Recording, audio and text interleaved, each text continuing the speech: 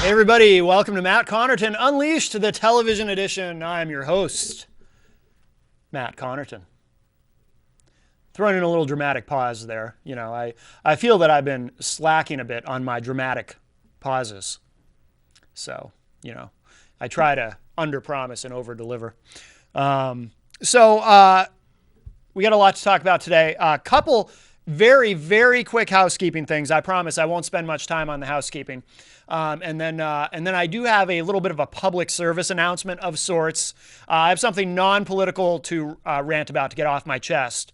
And then I do want to also talk briefly about Robin Williams, the tragic news. And then we'll get into some political scandal, my favorite thing, and hopefully yours as well.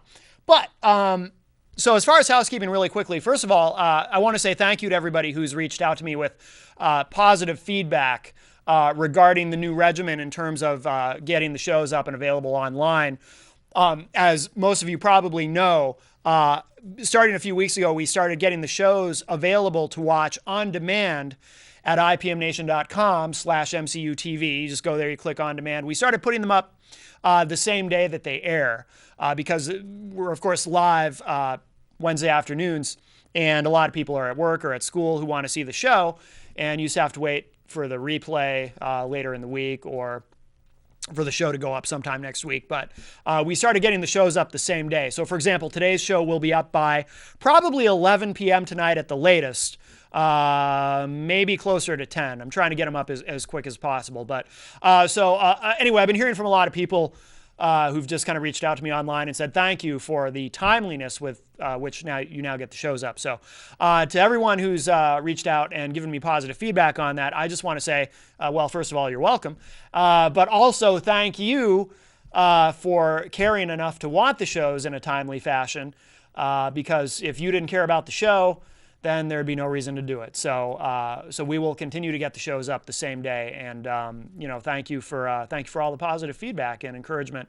This show, of course, we do tackle current events and politics, so it's important to be timely with it. So I appreciate everyone who's reached out to me and is happy about the new regimen.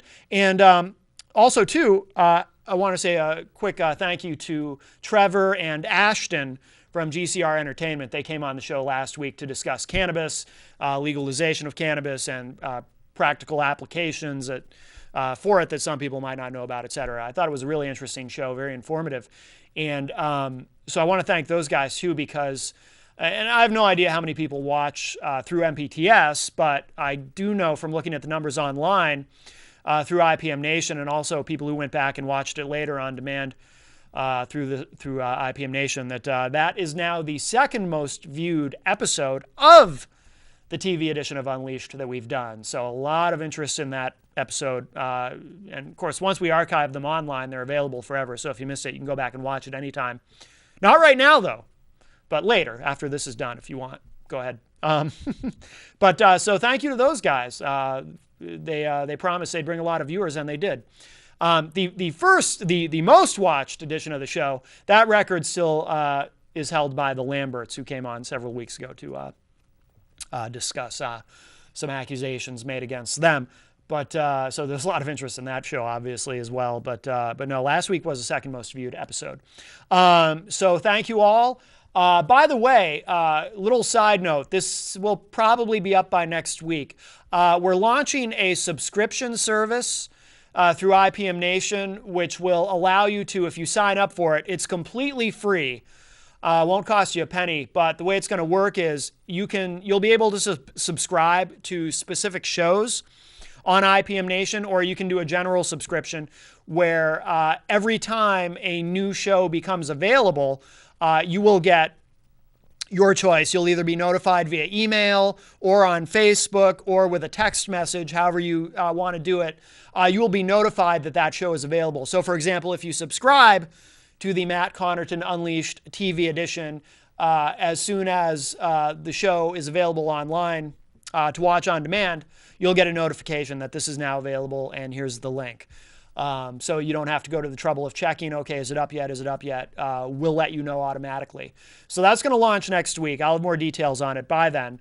Like I said, it'll be completely free. There will also be an option if you want to do a general IPM Nation subscription where anytime we add new content, any new show, any new podcast that goes up, whatever, you'll be notified about it immediately the second it becomes available, so that you'll know. It's an idea that we'd been kicking around for a while, and it's time to finally do it. Like I said, it'll be completely free. It won't cost you a thing. All our programming is free. We don't do any kind of VIP membership or anything like that. So it is free, and we will hopefully keep it that way. So that little bit of housekeeping I hadn't intended to mention, but I was like, yeah, what the hell? I'll go ahead and say it now, even though it's not quite ready. So before we get to some specific things, and before I talk about Robin Williams, I mentioned a public service announcement. I get, this is something I've been thinking about, ranting about for a long time, and I've just never quite gotten around to it. It's a non-political issue, but it's something that bothers me. So I'm going to finally get it off my chest today. Now, a lot of us, I mean, I know I have an intelligent audience, and a lot of us who are intelligent, we get frustrated by the lack of common sense about, that a lot of people display. People we encounter in our day-to-day lives, stupid people who we resent because they get in the way and they make life difficult for those of us who are not stupid. And I know on some level it's nobody's fault if they're born with a smaller than average brain or whatever. And I also have come to understand and accept that there really is nothing common about common sense. It's a misnomer. But stupid people do frustrate me. And there are two specific instances that I encounter, that I'm in, situations that I'm in on an almost daily basis, where I'm getting frustrated by people and their complete lack of common sense. And I bring this up today because I came very close to snapping on somebody today in one of these situations. And that never happens. People who know me personally, who've been around me for any extended period of time, know me at all, know that I'm a very patient person. I'm very patient with people. I don't snap at people. I don't raise my voice at people. It's very rare. I've been told I have the patience of a saint, and I'm a nice guy. I'm legit. Like, I'm a really nice guy. People who only know me from this program, from seeing me on this show, probably are thinking, yeah, right. Because on the show, I don't seem like a very patient person. I come on, I rant, I yell. But, I do that for an hour a week. Well, 2 hours, because we also have the radio edition of Unleashed, Thursday nights at 9 p.m., dkrn.fm. But, this is kind of my therapy. That's one of the reasons I do this. In addition to it drives traffic for IPMNation.com. But, this is my opportunity to... the reason the show is called Unleashed is because I let it all out. Everything I can't express in my day-to-day life, which is mostly political things, because that's what I get the most upset about, things going on in the political realm and world events. I'm one of those people who... You know that expression, don't sweat the small stuff. Well, that's how I try to approach things. I don't have road rage, because what's the point of getting mad in traffic and things like that? I'm a very patient person in my everyday, day-to-day existence and how I deal with others. And I'm always polite. I'm a very polite person, and I'm nice to strangers and children and animals and everything. I'm a nice guy. Again, if you only know me from the show, you might not guess that. I'm very laid back and easygoing, believe it or not. Again, I don't seem like it on this show, but when I'm not in front of a microphone or a camera, I'm really pretty laid back. But I almost snapped on somebody today because there is a specific situation where I get frustrated with people. Well, really two. When I'm standing behind someone at the automated postage center at the post office, because the city where I live, we have one of those, and I love that machine. But sometimes, because I'll tell you what, it beats the hell out of going and standing in line at the counter. And it's very easy to use, at least I sure think it is. But sometimes I get very frustrated when I'm standing in line at that machine. And the other instance, and there's the same root issue here with both of these situations. You'll understand in a moment. The other instance where I get frustrated is when I'm standing in line at the self-checkout at the supermarket. And Moose46 just sent me a text. He says, "Love your show, Matt. I agree with you in person. You are polite and kind." Well, that is, of course, Jim, also known as Moose46. Thank you, Jim. Thank you for that. Yes, Jim has met me on several occasions, and I think I'm a nice guy. But and because I'm such a nice guy, and I'm a sensitive soul, and you know, I would never snap at a stranger, but I came close today, and I get frustrated with people in these two situations. Very often when I'm behind someone at the automated postage center at the post office, or when I'm behind someone at the self-checkout at the supermarket. Because these machines are very easy to use. These machines are designed for, Jim says you're polite and kind. Yes, thank you, Jim. And so are you, by the way. Jim's a very nice guy. But these machines, the automated postage center and the self-checkout at the supermarket, are designed for ease of use. And they are designed for, if you have a third grade education, you can probably use these machines. But more often than should happen, I will be behind someone who can't figure out how to use these machines. And this morning, I don't know if I was just maybe a little more stressed out than usual. Something that even people who know me personally don't necessarily realize about me, because I hide it really well. I carry around a fair amount of stress and tension in me because I overextend myself. I'm really a type A personality. I work very hard. I do a lot. I don't get enough rest. And my mind is always going, and I'm always thinking about everything I got to do. And I'm not complaining. I've chosen to be that way. And I love being busy, and I'm ambitious, and these are positive things, but there can be that one negative, and that I do carry around a lot of stress in me. And this morning, I came very close to snapping on someone when I was behind a gentleman at the automated postage center at the post office. This gentleman was attempting to, he wasn't trying to do anything complicated. He wasn't trying to send a package to Malaysia or something. He was trying to buy stamps. That's all. He was trying to buy stamps at the automated postage center. He needed a book of stamps. And I watched him struggling to attempt to buy a book of stamps. And he was struggling so much that he finally turned to me.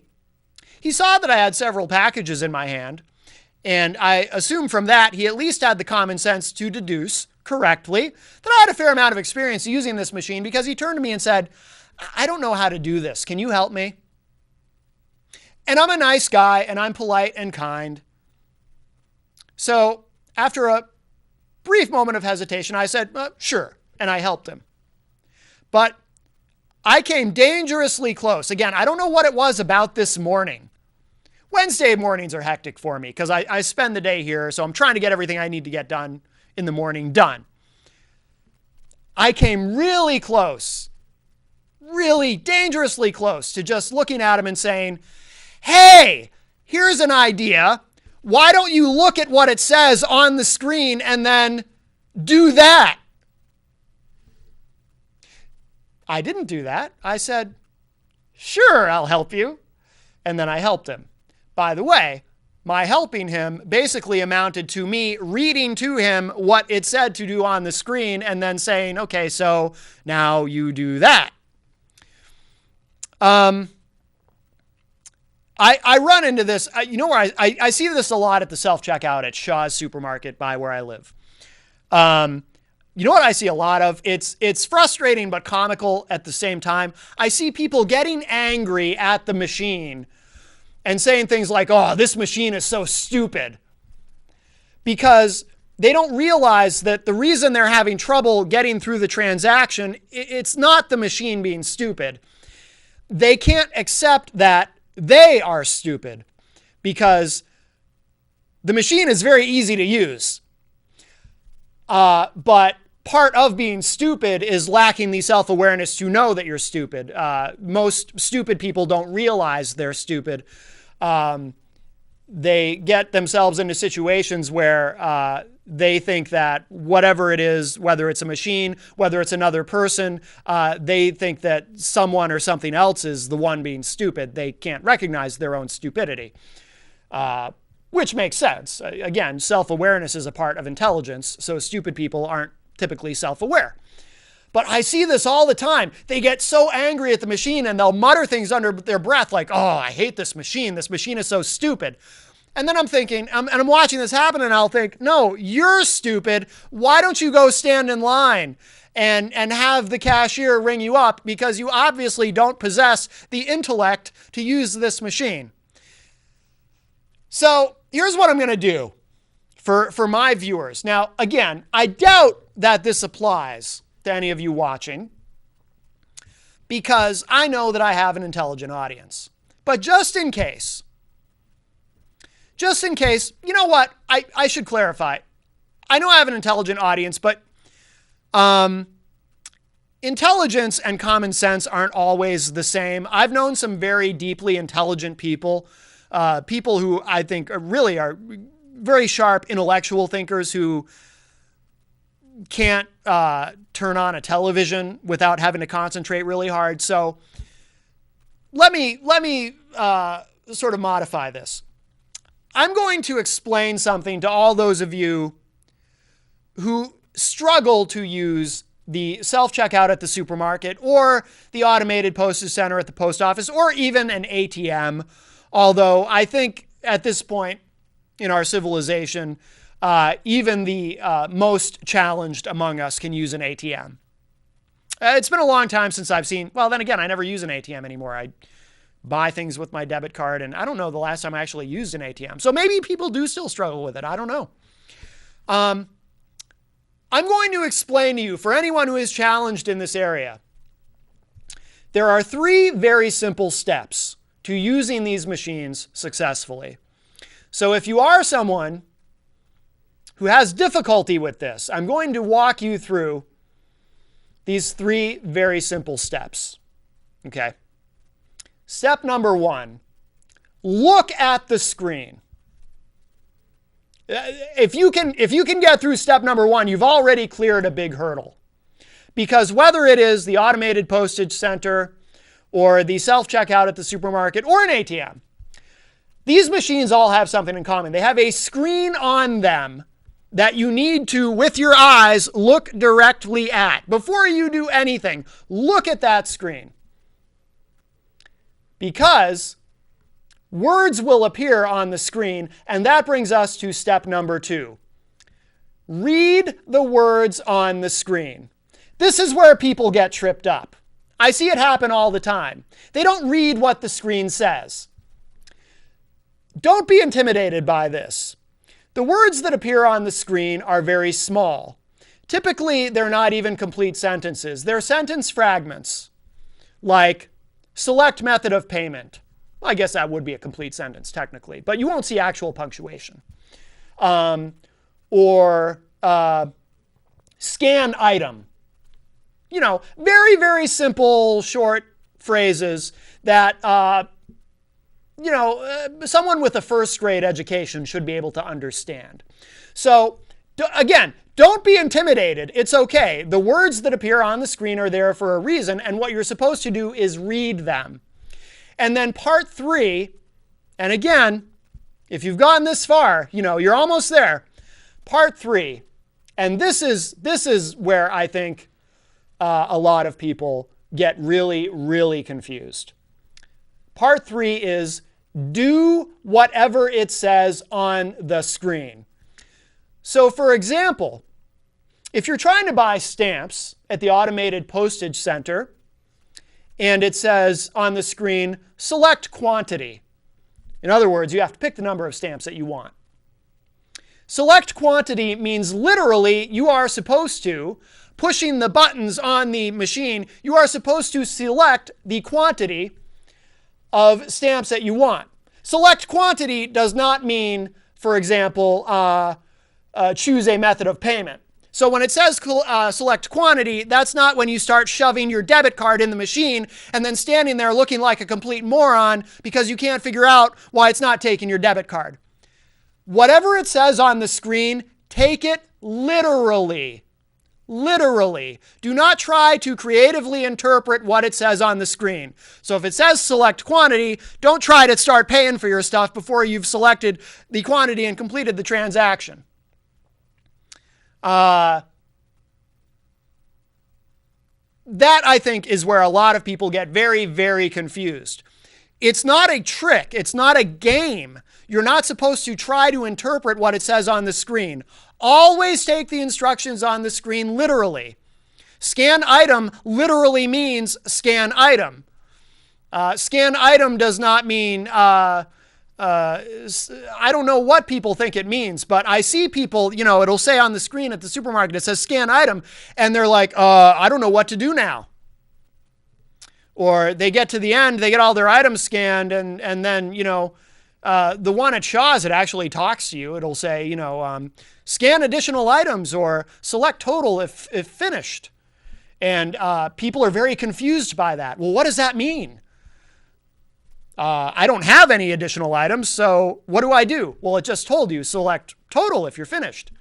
These things are very confusing to people. So those are the 3 basic steps to using these machines. And so if anyone out there is challenged in this area, I hope I've helped you. Step 1, with your eyes, look directly at the screen. Step number 2, read the words on the screen. And then step number 3, do exactly what it says on the screen. Don't try to interpret it. It's not a puzzle that you have to figure out. It's not like, the opposite game. You read what it says and then you have to try to do the opposite of it. It's not Simon Says. Literally do exactly what it says. If you can do those 3 basic, if you can follow those 3 basic steps, you'll be amazed at how successful you are at using these very simple machines. Because some of these people, I swear to God, I don't know how they know to get up in the morning when their alarm goes off without somebody standing over them, pushing on them saying, hey, your alarm's going off. That means you have to get up now. Seriously, I don't know how some people manage to even know to get out of bed in the morning when I watch them struggling to use these very simple, easy to use machines that are designed for the lowest common idiot to be able to use them. So I just spent about 20 minutes ranting about that, and sorry, but try to understand. My ranting about that may be what keeps me from snapping at someone. Now that I've let all that out, what keeps me from snapping at someone the next time someone is trying to buy stamps and feels compelled to turn to me and say, I don't know how to do this. Can you help me? So I'm glad I was able to let that out. Thank you for indulging me. And now, now we will get very, very serious. Not that I wasn't serious about everything I said, because I was. Because I do get very annoyed. Robin Williams, I want to address this briefly. I don't have any kind of tribute prepared or anything like that, but I want to, and actually Glenn and I were talking about this right before I came on the air. I want to talk a little bit about why what happened to him, because this, in a way, sort of relates to a conversation I had with somebody a couple of weeks ago, prior to what happened to Robin Williams, about depression. When someone like Robin Williams, when someone of his talent and success and fame, someone who seems to have everything someone could want in this world. He had a family that loved him, and he was beloved by millions of people, brought so much joy to millions of people, and was a true comedic genius, a comic genius. If you've never seen, by the way, if you're only familiar with his acting, and he was a great actor, but if you've never seen any of his stand-up comedy, I suggest checking it out. I mean, the guy was so quick He had such a fast mind, just incredible. Truly, I mean, we throw that word around kind of loosely, particularly when somebody passes away, the word genius, but I believe he really was a genius. To be able to think as fast as he did and emote the way he did and as hilariously as he did. Or even if you see him on, if you go on YouTube and just look up, any of his talk show appearances or anything. I mean, the guy was so incredibly quick and funny. But when something like this happens, there will inevitably be some people who will say, I don't understand. How could someone like that, who had everything and had such an incredible life, how could he kill himself? How could he be depressed? And that's the part where some people get hung up. What did he have to be depressed about? And those are not unreasonable things to wonder about, or and they're valid questions to ask. But people who have never experienced depression, true severe, debilitating clinical depression, and I mean, I don't mean the kind of depression where maybe something terrible happens to you. Maybe there's some sort of a traumatic event in your life or something, and it really brings you down, and you get very depressed over that.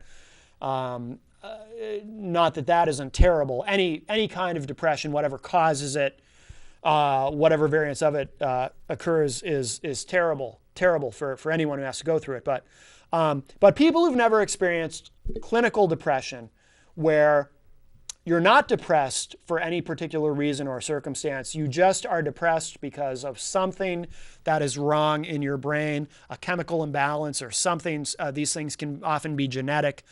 There is something in your brain, something neurological or physiological, that is causing this, that is beyond your control.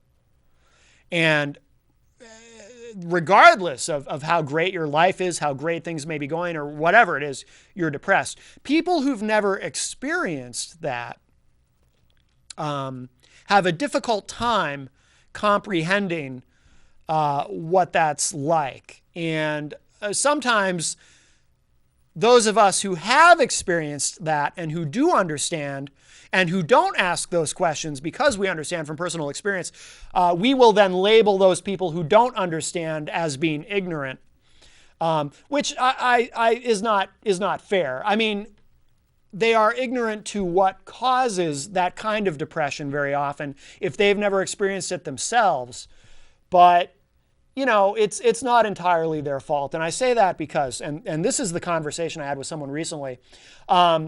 A couple Fridays ago, I went with my good friend of many years, Dan Randlett, who, and Dan's called into the show. And of course, longtime fans of IPM Nation are very familiar with Dan. He goes back to the beginning of IPM Nation. He's one of the hosts of VE, a show that it's been on hiatus but runs on Sunday nights, and he's been involved in some other programming as well. And Dan and I were talking about, Dan has suffered from depression, very severe depression, and has had struggles with that, some pretty severe struggles with that over the years. And I'm not telling stories out of school or anything. This is all stuff that Dan is very open about and always has been. He's talked about this on the air on the various programs that he's been on many times. So I don't want anyone to think I'm betraying a trust or anything, or revealing something about Dan that he might not want people to know. Dan is very open about all this. So we were talking about, a couple weeks ago, we went to see Kiss and Def Leppard at the Xfinity Center in Mansfield, Mass. And on the way back from the show, and I'd heard Dan tell this story before, but he was talking about how one of the meet and greets he had gone to on a previous Kiss tour, where meet and greet, for those who don't know, it's where you get to meet the band before the show, get your picture taken with them, get their autographs, whatever. A lot of bands, a lot of touring acts do this. So he attended a meet and greet before one of the shows. And he said to Gene Simmons something to the effect of, you guys have saved my life. You're one of the reasons I'm alive today, because, you know, in my darkest moments where I was depressed, where I was suicidal, it's listening to you guys, it's listening to your music that helped inspire me to, you know, give me strength to get me through it. So, you know, I owe you guys. You guys are partly responsible for me being here, for me being alive. And Gene Simmons, and I can imagine him doing this kind of sternly, I guess, said to Dan, well, don't ever say that. That's, you know, you're here because of you. You're the one who decides whether or not you live or die. You decide your destiny. Don't, you know, it's not because of us. It's got nothing to do with us. Now, someone like Gene, he means well, and but he doesn't get it. When someone like Dan says to him, you know, I'm alive because of you. In other words, if it were not for you and this band and your music, I might have given in and killed myself. Someone like Gene, and this is the observation that I made to Dan when we were driving back and talking to this, and Dan agreed. I said, you know, it's not his fault. I said, he's kind of ignorant about this, but it's not his fault. People who've never experienced themselves what it's like to deal with that kind of depression, they can't understand. You know, someone like Gene, who's never been depressed, or at least not experienced clinical depression, to him, you know, it's being sad for the sake of being sad. And he's talked about this. This has come up in other interviews he's done over the years, where he's like, his attitude about it is, I don't understand how anyone in America can be depressed. This is the land of opportunity. You can do anything you want in this country. You can be anything you want to. We live in the greatest country on earth, and there's so much here. What does anyone have to be depressed about? I don't understand it. But see, he's kind of, and I haven't seen online anywhere where he's made any comments about Robin Williams or anything. I'm sure at some point he'll open his mouth about it, but someone like that, he just doesn't understand. Now, his partner in KISS, Paul Stanley, he has suffered from depression, so he does understand. So for Dan to say something like that to Paul Stanley gets it. Paul Stanley has been depressed. Now, Paul Stanley, of course, like Gene Simmons, has an incredible life that so few of us get to experience, being a rock star, being famous and rich and all that. But Paul is still vulnerable to depression. But, you know, like I said, if you've never been in that situation, experiencing that depression, you know, you don't understand it. It's funny. I had forgotten about this that night that Dan and I were talking about this, coming home from that show. But coincidentally, I have, I still have it somewhere. I could have dug it out, but it probably would have taken a while. From around 20 years ago, I have a copy of Metal Edge magazine that has an interview in it with Paul Stanley and Gene Simmons about whatever they were promoting at that point. And it was shortly after Kurt Cobain of Nirvana had killed himself. And in that article, in that interview, toward the end of it, the interviewer happened to ask Paul and Gene their thoughts on Cobain's suicide. And sure enough, in that interview, I distinctly recall Gene Simmons kind of having this attitude like, wow, what a loser that guy was. What an idiot. He had everything. He had fame, he had money, he had success, he had everything anyone could want. And he goes and shoots himself in the head? What a loser. I mean, that was Gene's attitude. I think he actually used that word too. I think he actually referred to him as a loser. And then Paul Stanley, true to form, because he understands, he kind of chimes in and says, well, you know, apparently he had some pretty serious issues with depression. So, you know, we can't really judge his decision. I mean, obviously it was the wrong thing to do, but we can't judge his motivation because, you know, unless you've experienced that kind of depression, you don't know what it's like. And it doesn't matter. You know, the money, the success, the fame, all of that, all the good things don't matter when there's something wrong with you inside that just causes you to feel nothing but bleakness and emptiness and darkness. And But it's funny, because I thought of that just yesterday. I was like, wow, even 20 years ago, when this very subject came up in an interview where someone else had killed himself, it was that same dynamic where, Gene Simmons is like, I don't get it. Why would he do that? And so again, there's nothing wrong with asking those questions if you don't understand. And if anything, it creates an opportunity for those of us who do understand to kind of discuss it and say, look, depression is, I used to, part of why I got into, and we'll conclude this topic in a moment, but a big reason why I initially got into hypnosis and hypnotherapy was to learn ways to deal with my own depression. I used to, I was never suicidal, but I used to really struggle with that myself. So I understand. And there are, some people reach that point where, all the success and money and fame and the being beloved by millions and all of that, when you've got that dark cloud over you, or you've got those voices in your head telling you, your life is worthless, or whatever was going on in Robin Williams' head, unless you've experienced that kind of torment, you'll never understand it. We have a call. Hi, welcome to Matt Connarton Unleashed. Who's on the line? Hi, Matt. My ears were burning, so I heard my name mentioned, so I thought I'd chime in on the depression issue. Dan Randlett, yes. Because you were telling the story about what's kind of ironic is before Robin Williams, the news and everything about Robin Williams, Gene Simmons actually did an article recently with somebody who was telling people, if you feel like killing yourself, just do it. Yeah, that's right. You had mentioned that to me too that night. Yeah. And so there's a conspiracy theory going around right now because that article came about, and Gene posted something recently about rest in peace, Robin Williams, you're a comedic genius. He did say something like that. Yeah. But on all the different websites, they're like, did Gene Simmons force Robin Williams to kill himself?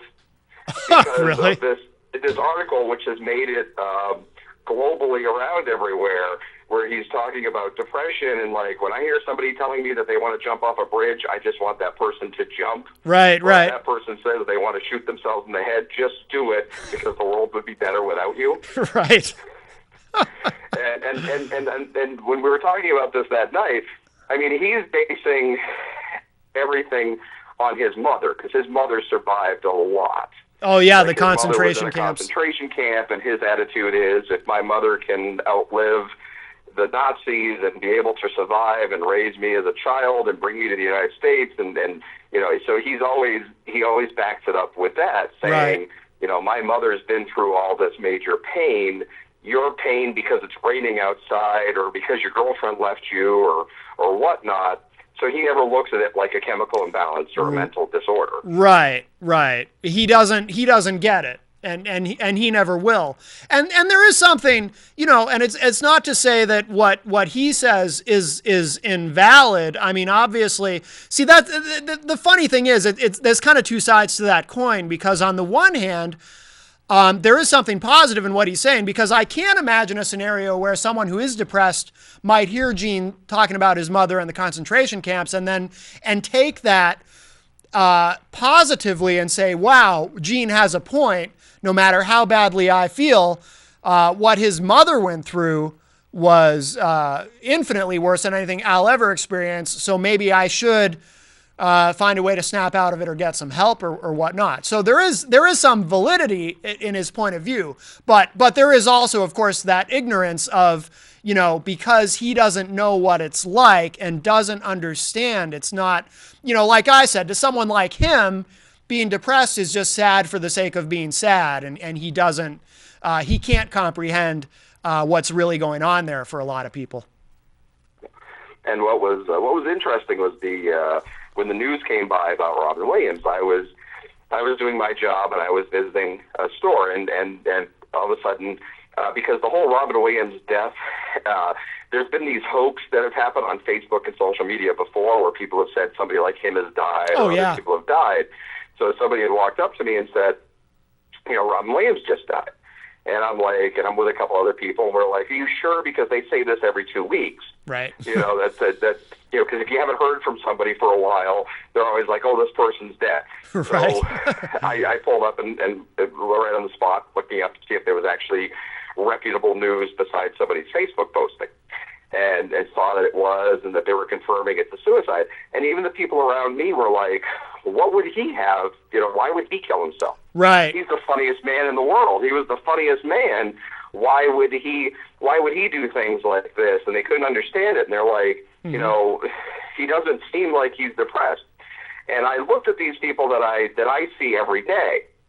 And like you said prior, I'm somebody who's very open about my disorder, because I feel by being open about it, it may bring people out that have the disorder that don't want to talk about it because they feel shame. Right, there's a stigma. And they're the type of person that would kind of lock themselves in a room and do things. And so I looked at these people, and immediately I'm like, well, he suffers from depression. He's bipolar. He was an addict. And I go, he kept it inside for a long time, but he revealed it later on that he was somebody that suffered from depression. And I said, it doesn't matter that you could be the funniest man in the world, or you could seem like you're the happiest guy. And I look right at them. I'm like, would you ever think I have that issue? Because I come in here and I joke and I talk to you guys, and right. Like I put on a good act, don't I? And then they were looking at me like, what? I'm like, and I said to them, I'm like, yeah, I suffer from bipolar. And I go, for me to get out of bed every day and to come here and work in the public, it takes a lot out of me. And I go, it takes all that energy to even be in a public place and be able to talk to you guys. Right. Or to even just operate. And I go, so for somebody like Robin Williams, he was a genius, like you said earlier, a comedic genius. He was a great actor. But, for him to have to put on that act was probably a major struggle for him every day. Yeah. To be jovial, to be happy, to show the world that everything's okay. And it's ironic, too, because I'm sure there's a lot of people out there that, like with my storytelling, Gene Simmons, he kept me alive. I'm sure there's people out there that have kept themselves alive watching Robin Williams. Yeah, exactly. Catching his live act and going, wow, he's, this is funny, life is good. So people don't really understand that it is a struggle for people that suffer from depression to actually be out there in the public eye. And so I can understand, and somebody on, there was some flack from Fox News. Shepard Smith called him a coward. Really? And, that he had to apologize because right when the news was getting announced, Shepard Smith got very emotional. And Shepard Smith said, you left your 3 children. And he was reading quotes that Robin Williams said about his children. And Shepard Smith said, we don't know why he did this, why he had to be such a coward and leave his children behind. And he got very emotional, and he's gotten a lot of criticism for that, for using the word coward. Yeah. I don't think that's a big deal that he used the word coward. I just think it's a newscaster who got too emotional. And you can understand, it is considered the most selfish act that anybody could ever do, because when you're at the verge of suicide or you commit suicide, you're doing it only for yourself. Right. And you're not thinking of the consequences. You're not thinking of the turmoil that you're going to put on your family and your friends and things like that. Right. Everybody you leave behind. Yeah. Yeah. So everybody came out and they're all upset that people are saying things like that. But at the end of the day, it is true. It is a very selfish act. But he had to have been going through so much torment that, he probably he caved into it. And me being somebody, I've been to that threshold, not to the extent where I've actually put a belt around my neck and hung myself where I'm not able to talk to you today. Right. But, and it was no secret because I've told you in private, and I also broadcasted on IPM because we had that show pretty much that was all about depression there. Random musings, about yes. me laying in bed with a gun in my mouth. Yeah. And there were times that I would get into that really dark place, and I would, I'd be laying in bed with a loaded pistol in my mouth saying, I'm just going to let it go. And I think you even made the observation, when we were roommates back in the day, that, you never knew this because I was such a happy, funny guy that would make jokes, and like you didn't know that I would go into my room and do that. Yeah, I had no idea. Yeah, I had no idea. And I think you even got mad at me at one point when I told you about it, because it would have ruined your life if I would have killed myself, because you would have then dealt with a dead body in your apartment. You know what I mean? It was like, oh yeah. So that's kind of a clue about that whole selfishness. And every time I've gotten to that part, and I haven't in a long time, I haven't gotten to that threshold in a long time. Yeah. But when I've gotten to that part, I do think of the people around me. Like, my brain is able to go, well, yeah, to me life feels tough, and this depression's getting to me. I'm sick of being depressed. I'm just going to end it all. But it does. Something inside of my head clicks in saying, what about my family? What about my friends? And it's more of the, how is it going to affect their lives? So it turns away from being that selfish. And I put the gun down, or I put other things, and I sit there and I kind of look at myself and go, how dare I even think of doing this? Right. And one of the only other positive things that comes upon this situation where a beloved icon has passed away. Now, I'm kind of torn right now, because I do feel that he committed suicide. It is very selfish. We shouldn't be glorifying the fact that he committed suicide. No, of course not. We should not. be glorifying the fact that he had a great career and that we've lost a talented person. But at the end of the day, there's nothing different from what happened to him than any of those celebrities that do a drug overdose. Mm-hmm. Because those celebrities that have drug overdoses, they do it for themselves. Right. So it wasn't like Robin Williams had cancer or he was killed by somebody else. It was him making that decision. Right. And so a lot of people are posting things on social media, I think the benefit out of this whole situation is people should be talking about mental illness. Mm-hmm. People should be talking about depression. And I posted or reposted something that Paul Stanley had said about depression. He put a little Twitter thing on there about, if you feel down, seek help, do this, do that. A very smart mentality of, instead of, hey, just go jump off that bridge. Right. And the minute I posted that on my wall, I actually had people reach out to me recently that were either, one, worried that I was feeling depressed and they wanted to reach out to me, or there were people that actually came to me recently and revealed that they have depression issues as well. Wow. And that they were feeling lonely, or they were feeling, kind of distraught. And there were some people that recently reached out to me that I haven't talked to in like 4 or 5 years. No kidding. So something like this does help people like me who suffer from that type of affliction, because now people are talking. Mm-hmm. And it kind of helps get awareness out there, because when I was growing up, they never looked at it as depression. They looked at it as, oh, he's just lazy, or he's just going to, he just wants to watch TV. Sure. And a lot of families would just kind of like, instead of going and get people properly diagnosed, it would be just like, oh, that's just him. He just likes being alone. Mm-hmm. And it's like, and some families, they would even sweep it under a rug because it was embarrassing. Right. Like my child doesn't have a mental illness. My child isn't that. My child's perfect. So when tragic events like this happen, the number one thing that people should be doing is talking about the situation behind it. Mm-hmm. And what causes, or what kind of awareness. And I don't know if the people who recently reached out to me, if they were feeling a burden, that I kind of helped them get that burden away, where, maybe they're not good. Because one of the recent conversations I had was, this person was talking to me about how lonely they were. Really? And how they felt that nobody could be there for them, or nobody wanted to talk to these people, or nobody wanted to.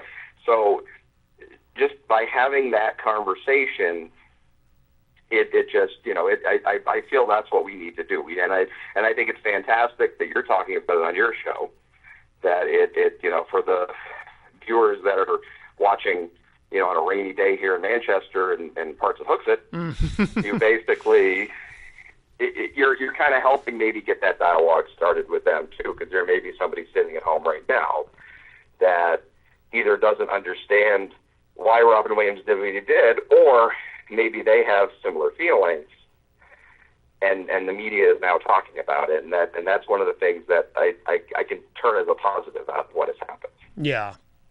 Yeah. Oh, well said.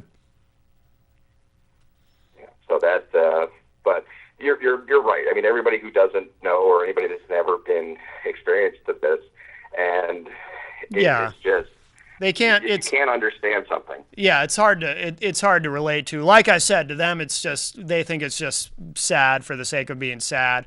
I try to relate to their.